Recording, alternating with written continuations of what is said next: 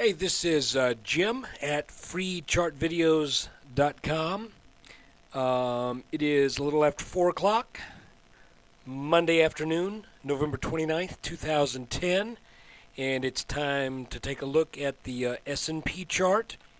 We use the S&P chart because it, I believe, is the broadest and most accurate view of overall market health for the U.S. Stock markets. And this is being brought to you by freechartvideos.com, using time-honored techniques to understand modern markets.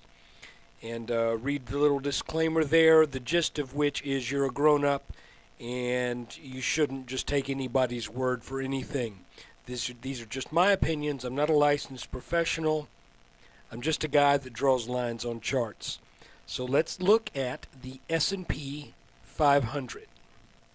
Okay, to start with, we are going to look at roughly almost the entire month of November. I think we're missing November 1, but that's not important because that's not really the critical thing that I want to show you here. By the way, I'm going to take this line right there and extend it because I think that's going to be important. I guess that was a tell, wasn't it?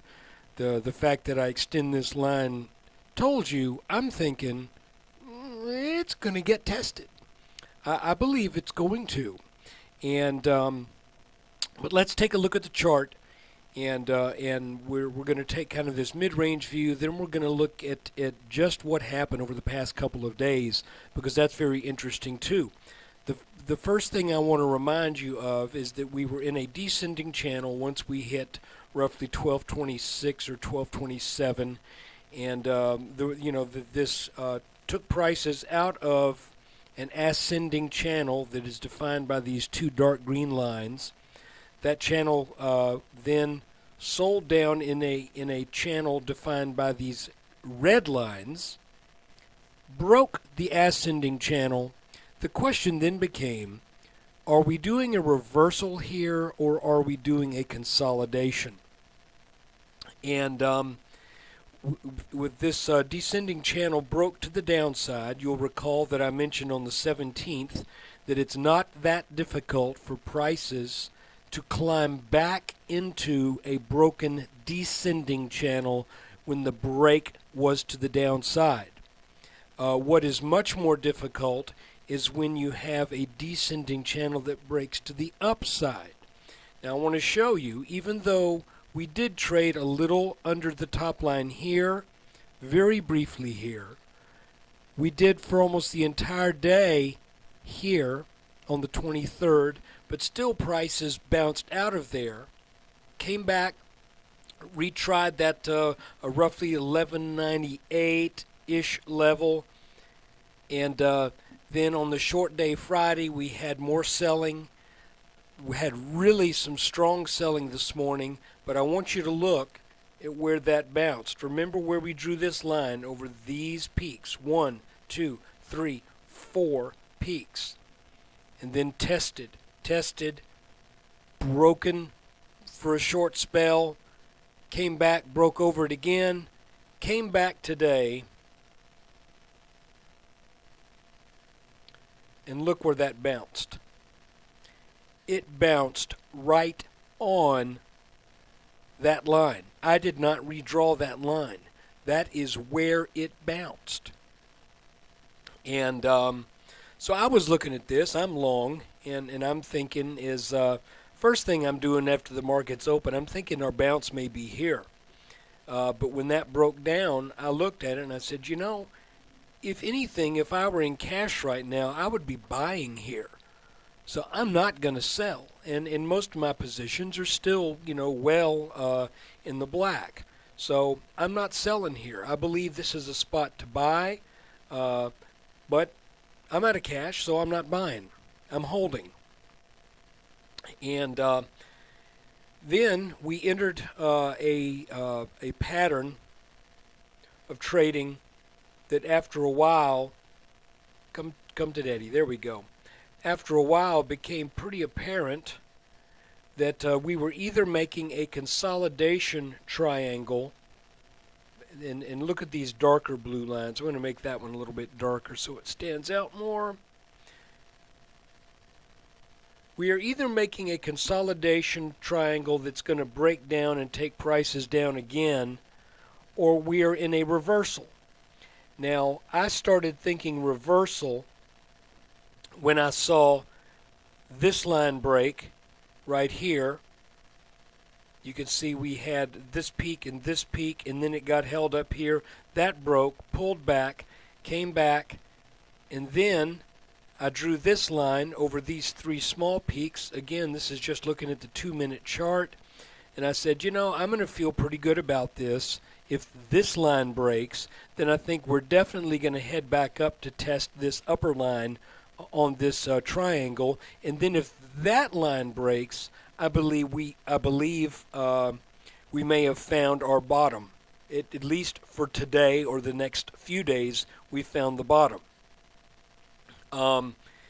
And you can see that this line and this line converged right about the spot where prices broke out at almost exactly 2:30 this afternoon, and things started to head up. We actually were briefly positive for the day, but to take a day in which at one point I believe we were down about 16, and to close down just a little bit more than $1, I think shows some pretty strong resilience. I think you can also see where this line here was broken. And again, this was just the trading that took place over the past 1.5 days. So I don't know that I'm really excuse me. I don't know that I'm really willing to call this a channel. But we had a top and another top, and that broke here pretty explosively to the upside. At this point, I believe we're going to go head up to this green line to test that green line, which is right at about 11.98. If that happens, and if that line breaks, I want to show you something. Let's back out here just a little bit. Let's look at this green line and this kind of teal-colored line, and let's say that this is kind of a pattern in itself. Even though I did not like the fact that we traded under that today, the fact that we got back into this pattern is a positive sign. Let's measure the height of this pattern, just for jollies. And let's say we break out over the next couple of days. Where does that take us?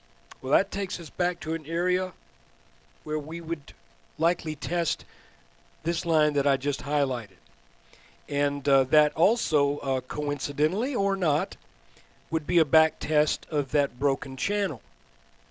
Now, if this line gives way and we climb back into the channel, or potentially stay under the channel, but follow it up, you know, possibly in another ascending channel that's just running down along the bottom side of this line instead of the top side of this line, then I think the original targets that we had looked at originally, the whole time we were looking at the inverted head and shoulders pattern. Here's the left shoulder, head, right shoulder. All of this points to around 1240 to 1250, and now it looks like we may be setting up the mechanics to get there.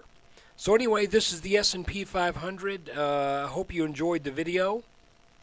And when you get a chance, please come visit freechartvideos.com. We've got a new forum up where you can discuss this video.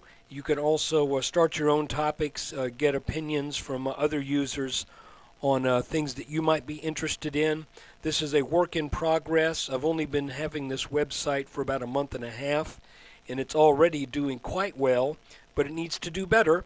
So please come by, visit if you like this kind of analysis.